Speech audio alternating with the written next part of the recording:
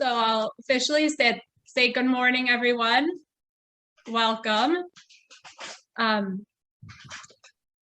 It's hard not to see faces, so this is a new experience, but for anyone who doesn't know, my name is Tifani Luschen, and my family and I have been members at St. John for almost 10 years. And it's a joy to talk to you today. I have been home during the pandemic. Our youngest has special needs, and really we're asked by the doctors to really protect her by our own actions. So I have really been home, literally. And last fall, listening to the adult forums, listening to church, and then the adult forums were such a gift to me, and I learned so much. And I had the idea, last spring, not last fall. Last spring, the idea started brewing of maybe sharing some perspectives. One of adoption and our story of adoption with my son, Aiden.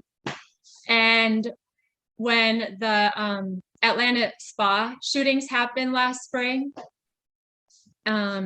which targeted largely Asian American women, that brought on a whole host of stories and information in the news, some of which, even though I'm also a history teacher by trade, I'm a social studies teacher, and a lot of which I don't even remember hearing much about. So the perspective of America's relationship, actions towards oppression, all of that towards Asian Americans seemed like something that I felt called to share and talk about. So I'm not doing this as an expert or having all the answers. I'm not Asian American, but I'm a mom. And my son has experienced some of what I'll talk about. And it's really been a gift coming after Kim Adams, if you were here for the adult forum a few weeks ago, and her story as an adoptive mom, and her care and passion and concern for her own child, and then everyone else in America and the world who looks like him. And I come with the same background for my son. And Aiden, who was born in South Korea. And then also Hannah shared so beautifully last week, her life experience with someone who walks around in the world differently and on wheels and gets to fly around, and what that is like, and the gifts and the challenges of that. And Aiden also has special needs. He was born at 27 weeks in South Korea, less than 2 pounds. And so when we adopted him, we knew he had cerebral palsy, and then later learned kind of specifically it's diagnosed as a brain injury from birth. So I walk in that space as his mom also, advocating and caring and learning and growing. So I wanted to share that journey with you today. And I'll talk some about Aiden, and then I'll do some history, and just please share your questions, interrupt me anytime, share your stories if this brings something up for you. As I said, I always learn so much from hearing everybody. And I'm not in my car, so I'll try not to get distracted by my family, but this is real time. Okay, are there any questions before I screen share?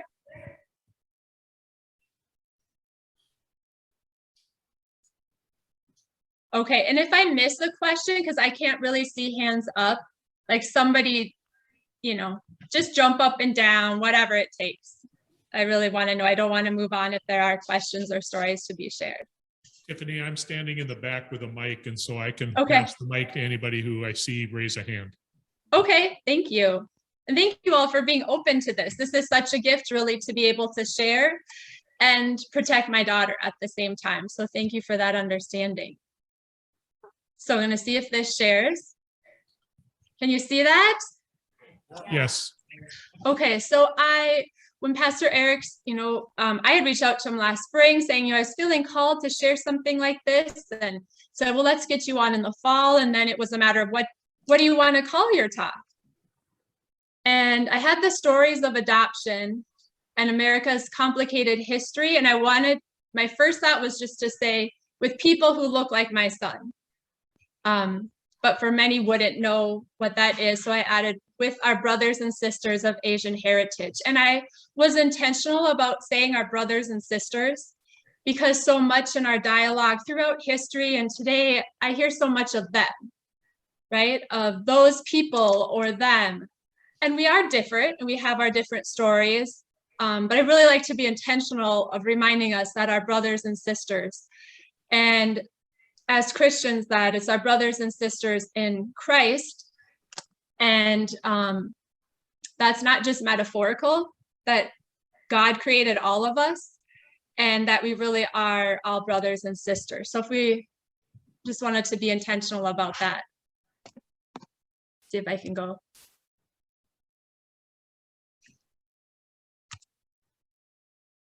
Okay, I'm trying to go to my next page here.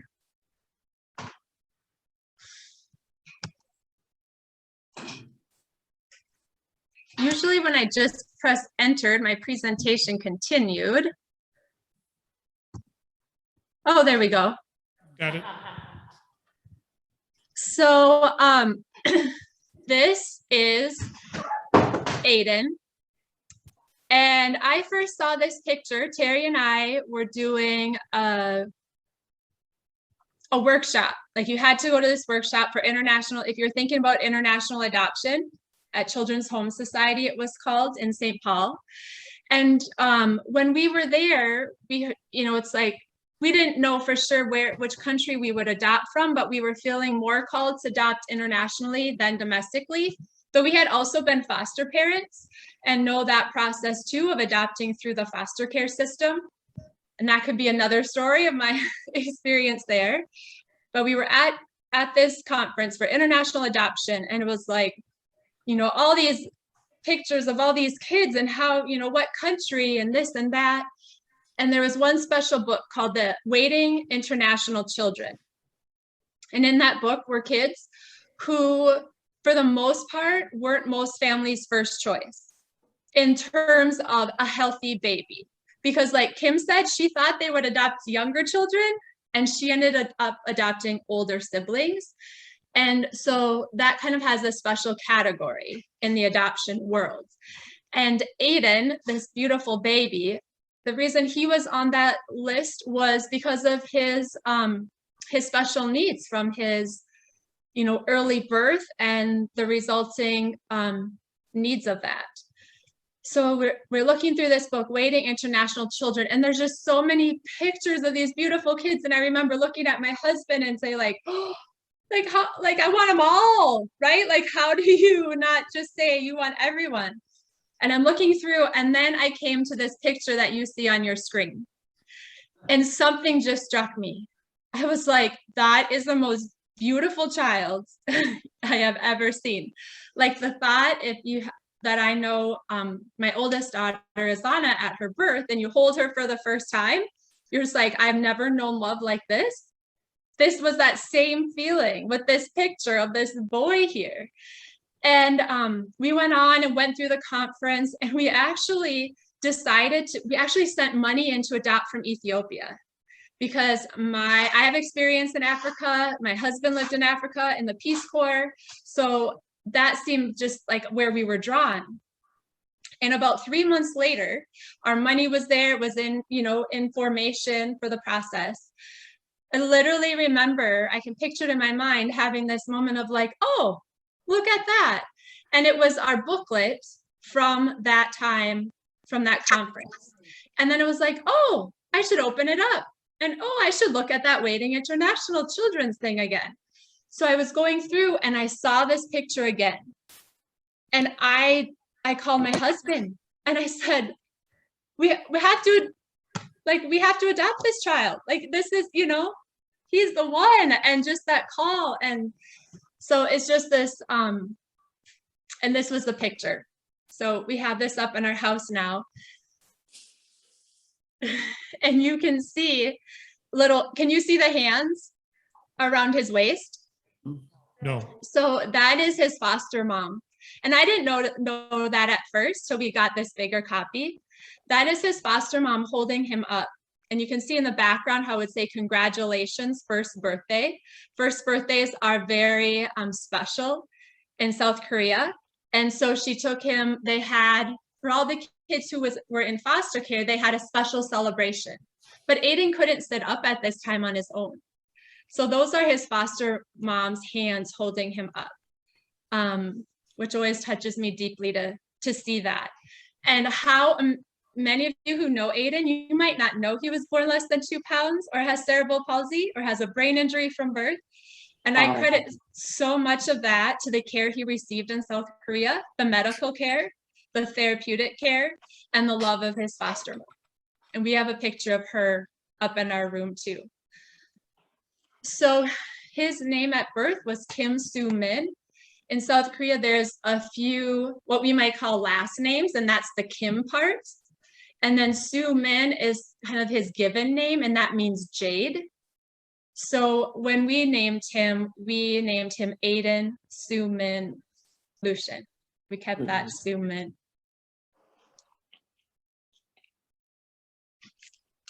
So that's the story of adoption.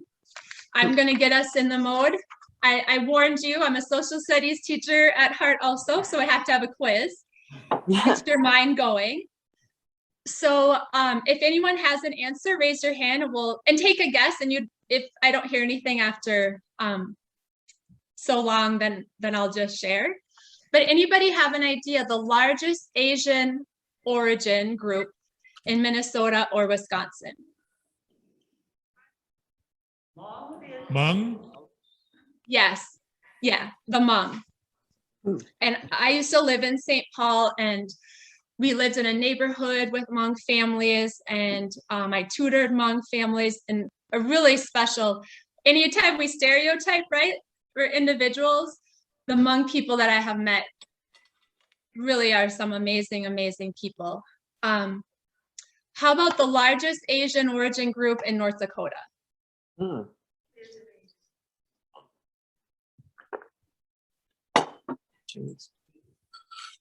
Of these? What? Vietnamese. Good try. It's actually Filipino. And I would never have guessed that. I feel like I'm learning so much about Filipino people just in the last week. It's actually Filipino, I don't even know if Heritage Month in the US right now. And so, yeah, it's Filipino, Chinese, and then Nepalese. And my experience in a community garden when we lived in Fargo by Nativity are with Nepalese immigrants. So that part didn't surprise me as much personally hearing that. So yeah, Filipino, Chinese, and Nepalese in North Dakota.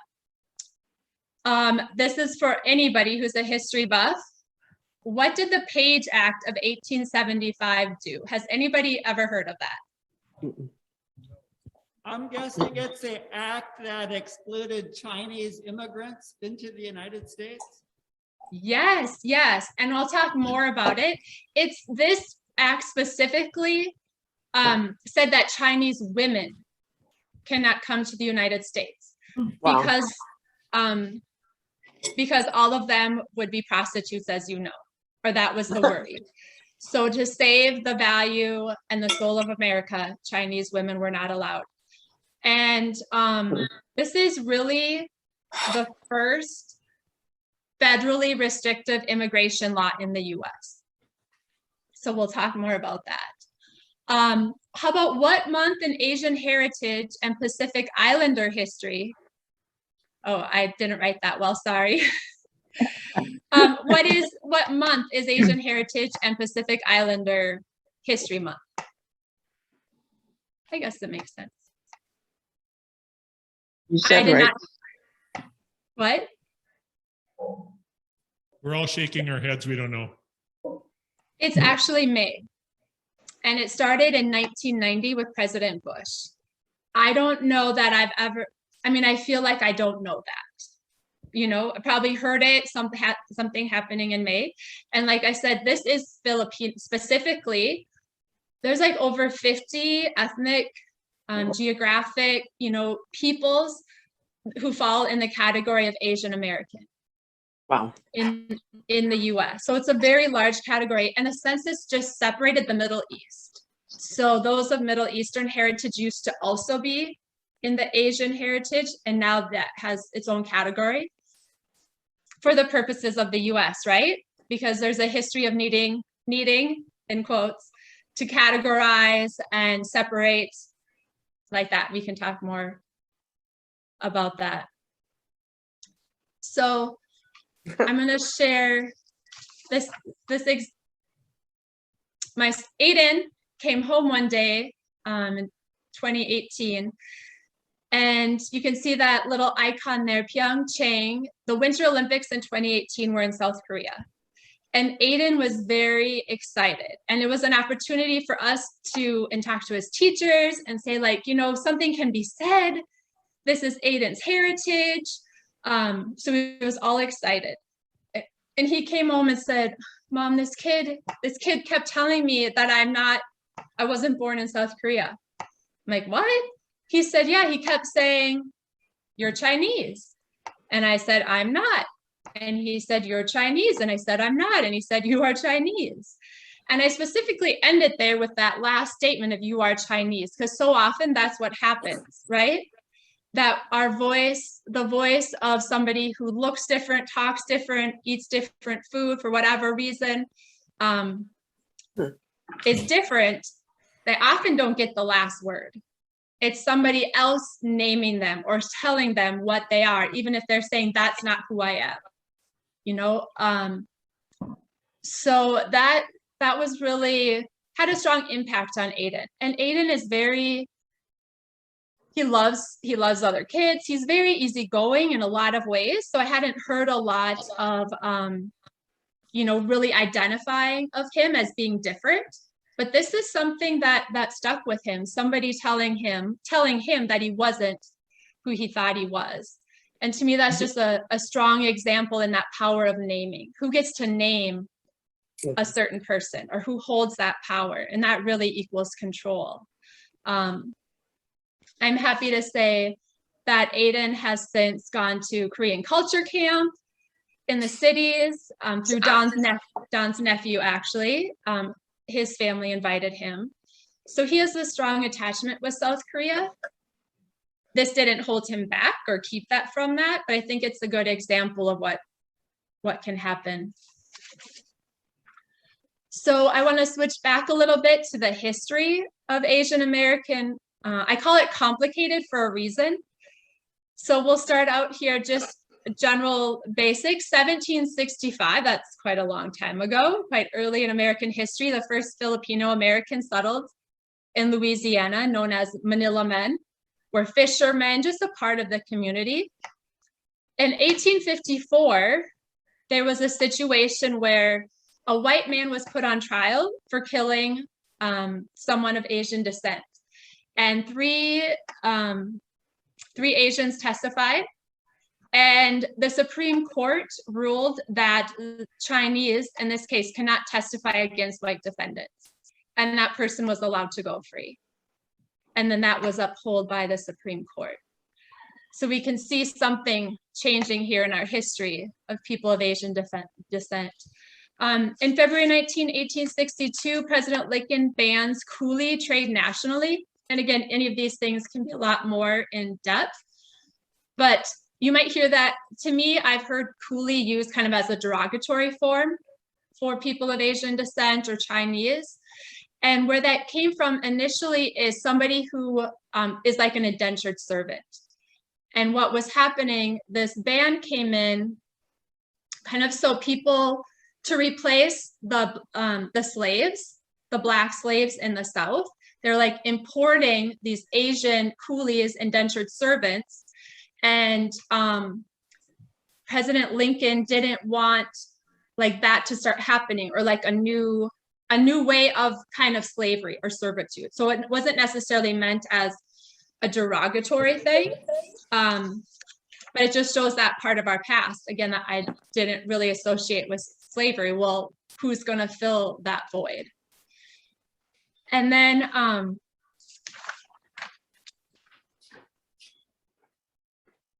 we have the Page Act of 1875, which again, the first restrictive federal immigration law in the US, prohibited the entry of Chinese women, so an end of open borders. So the idea that we have borders, that it's really hard to get into, that, you know, so many people in our country, I think I can say, fear the other or others coming in. Like, that wasn't always America either. You know, there was a time where it was like, oh, these people can't come in. And this was really the first national federal time of that. So that to end the danger of cheap Chinese labor, because again, as now, Chinese labor or immigrants are seen to take jobs away. You know, this was already back in the late 1800s. And then immoral Chinese women, because a lot of Chinese immigrants came for the gold rush. And if you've ever seen things about the gold rush towns and all those guys out there, right? So basically, some people are saying, well, it's just because of Chinese women, and they're the immoral prostitutes. So no mind, the man doesn't have a part in this. That could, you know. So it was said to protect American system of monogamy. And the American Medical Association said Chinese people carried distinct germs that they were immune to, but which whites would die from. So that was their fear, which is ironic because so many of our Native American brothers and sisters died from germs that my ancestors brought. And then it was a worry that under the 14th Amendment, the Chinese women would come, they would have families with the Chinese men, and then those children would be citizens from the 14th Amendment, and then our culture, American culture, would be changed, because then these families would be here and would bring their customs and everything. So another way to look at it is that the law was in response to protecting white values, lives, and futures. So I wrote the question, how do you think this impacted prostitution and family values? Increased. What? Mm-hmm. Did you say increased? Mm-hmm.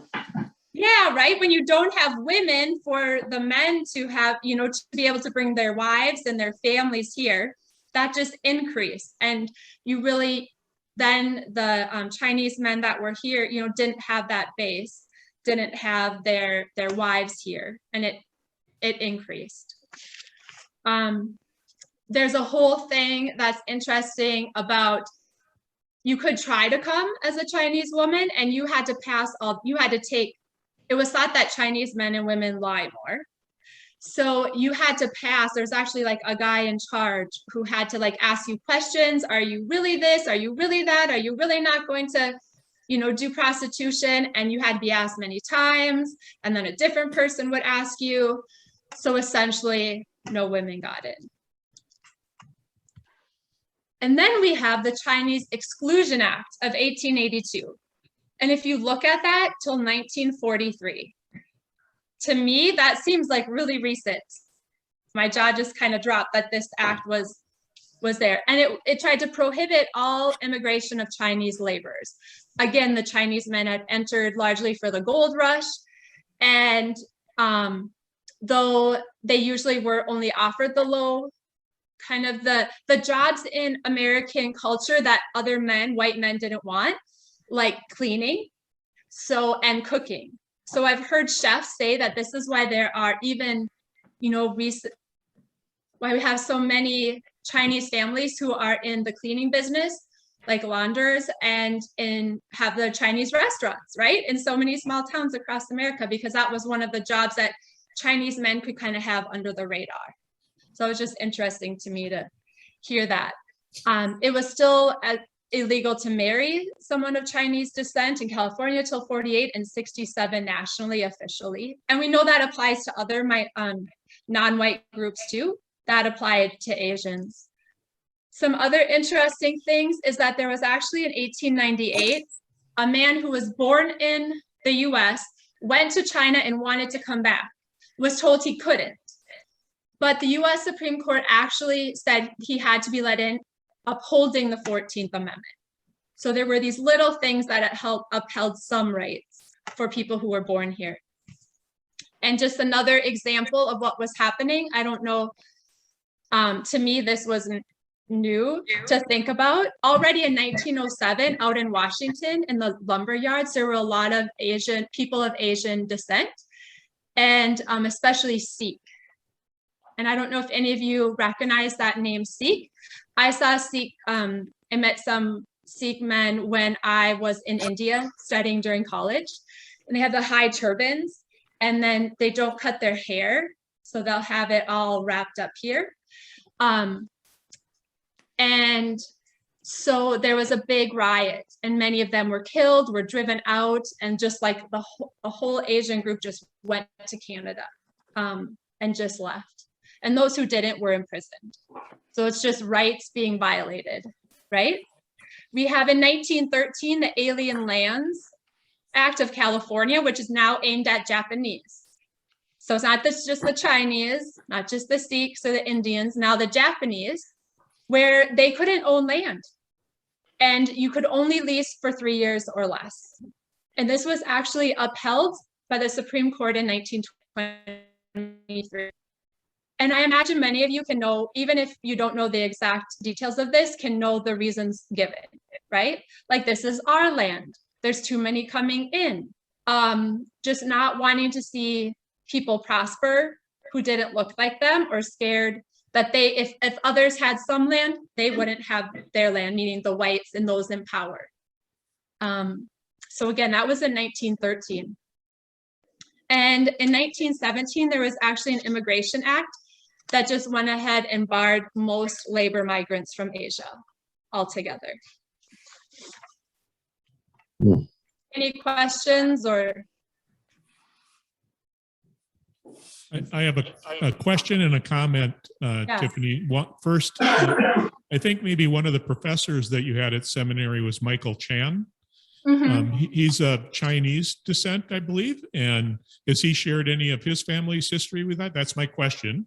And then my comment is, when you mentioned Sikh, Valerie Cower, who wrote the book See No Stranger, will be the featured speaker on November 9th at Concordia. It's a Zoom presentation, so anybody in the community can log on and listen to her. But she's an activist of Sikh descent. Awesome, thanks for sharing that. And no, Dr. Chan didn't share anything about his family history. I wish I would have asked. And then this is something to me that was, I had heard more about than the previous history, were the Japanese internment camps. But I still don't know if people know enough about it, right? Are we really taken? They were established by executive order, which I find interesting in our last administrations and such, kind of how much power the president has and what the president can do by executive order, going so far as putting people in internment camps in our history. And that was, you could be an American citizen, but of Japanese descent, you were isolated to these internment camps. And it was enacted in reaction to the attacks at Pearl Harbor. So I hope that you guys can see the pictures. Yes. Oops, shoot. Oh, there we go. That you can see the pictures there. What I'm just curious, any reactions? Thoughts, feelings? Yep. Kathy. There was a recent, just in the last week or so, there was a documentary about the Japanese internment camp on PBS, which was very interesting. And it dealt with this whole episode in our history of the US.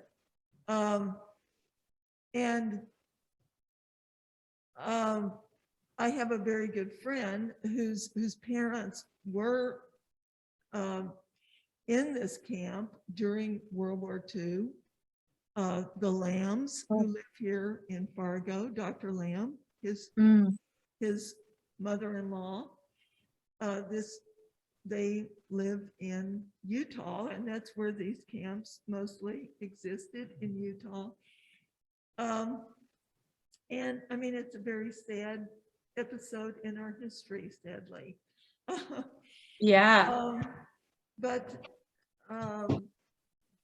So, I mean, it's something that we should all make. Oh, you got your church shirt on. Looks good on you. That,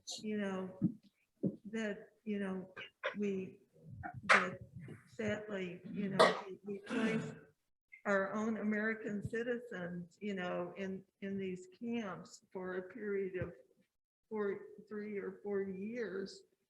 And, simply because of their nationality, and we were afraid of them because they happened to be of Japanese culture, So I think we should all learn more about it. Yeah, thanks for sharing that, Kathy. And I did see parts of the PBS special. It might have been last week, and encourage anyone to get that. Actually, there's been a lot on National Public Radio on their website too, stories of being of Asian American perspective and history and such right now. Any other?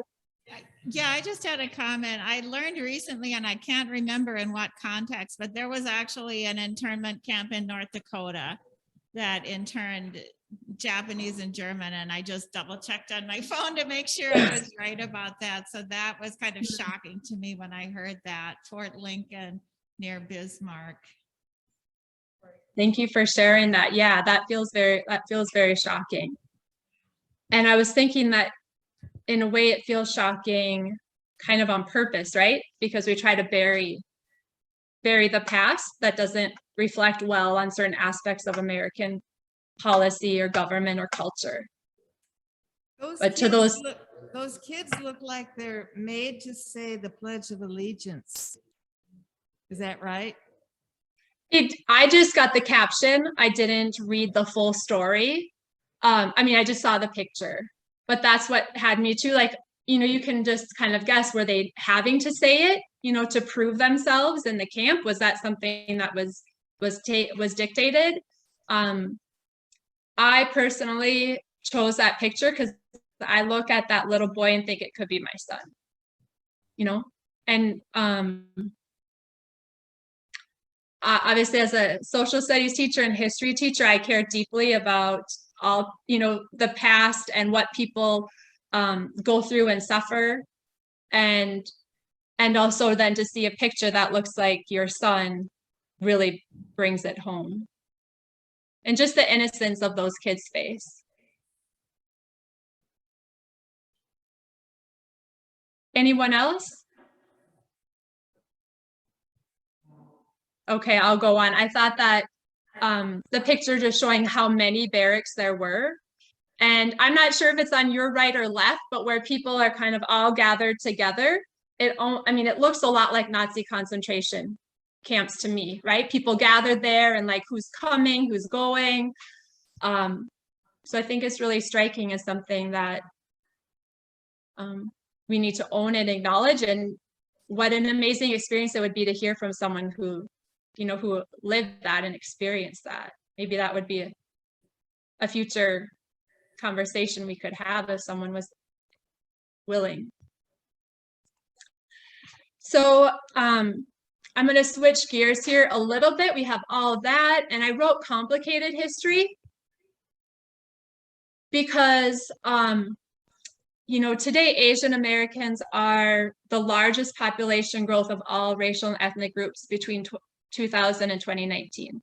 That surprised me a bit too, reading that. And even though that is true, all those laws to keep Asian looking, whatever that is, people out didn't work very well now, right? If you saw our country now. And I share in that reminding me of when Dawn brought her nephew Jacob out to our farm 5 years ago. We actually moved to the Fargo-Moorhead area. One of the reasons why, it was like a job change, but we chose this area for all the universities and colleges. And I think that would be a diverse area for our son Aiden to grow up in, right? So he would see people who weren't like most of the white people in the small town we moved from. And I'm a white person from a small town, so we have a lot of great things about us too. But it was really intentional about moving to a place with more diversity.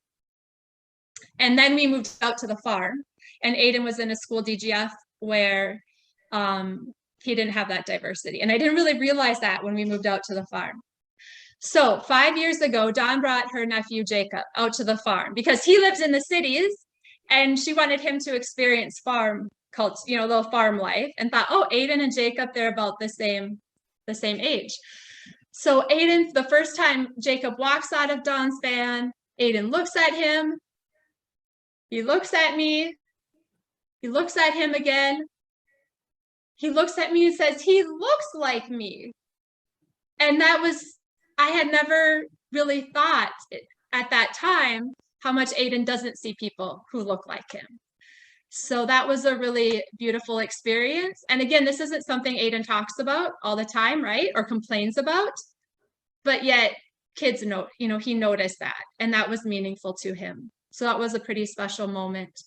And so this fact that Asian ethnic groups are the largest growing, I think that where you would see that more or less, in different parts of the country, maybe in our areas a little bit less than if you were in St. Paul or something. So we go from, we don't want the Chinese, we don't want Asian immigrants, to now they're the fastest growing, and this myth of the model minority.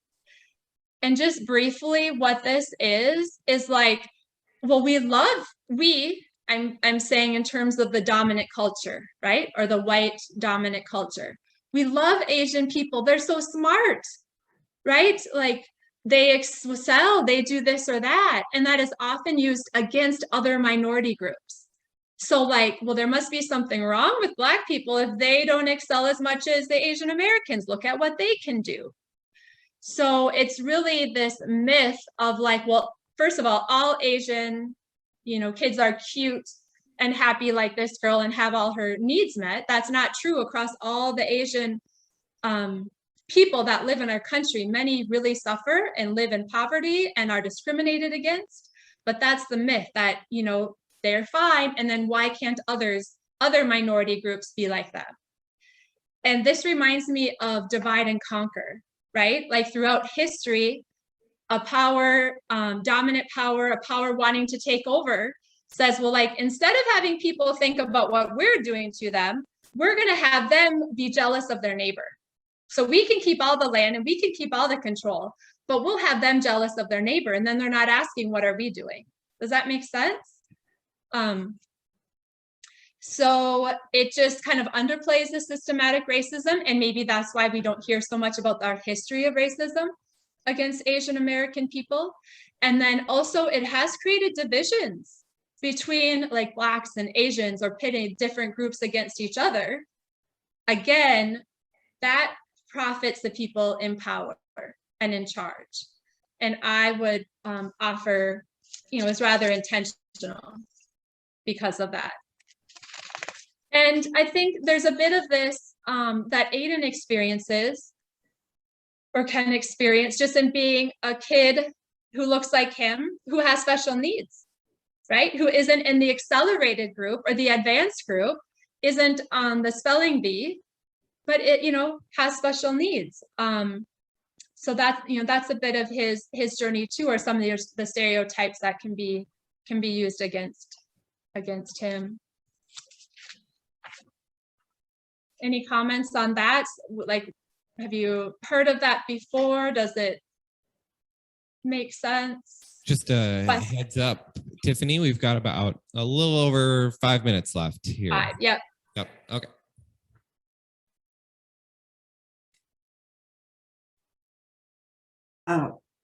Can you hear me, Tiffany? Yeah, yeah. Yes.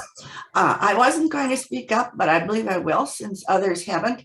In the 1960s, I taught at Carrington, North Dakota High School. And it was very obvious there was an Asian boy that looked to me out of place in the 60s. And a very good student. And there were never any problems that I knew with him. So I asked one of the faculty, now, where did this boy come from, or who does he belong to?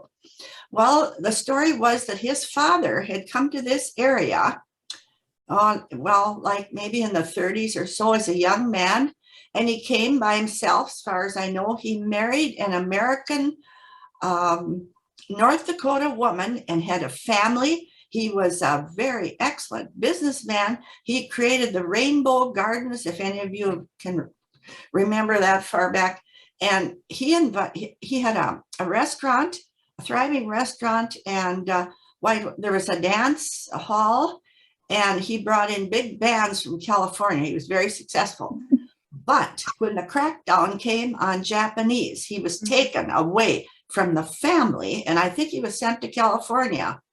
It was the saddest story I had heard. Well, anyway, the student in high school graduated. He was highly intelligent, maybe valedictorian. I can't remember, and I can't remember his name. But he went on to school and moved out of the area. And there was an article in the Fargo Forum some years ago about him and his family. He was highly successful, I believe an engineer, and lived in some big city.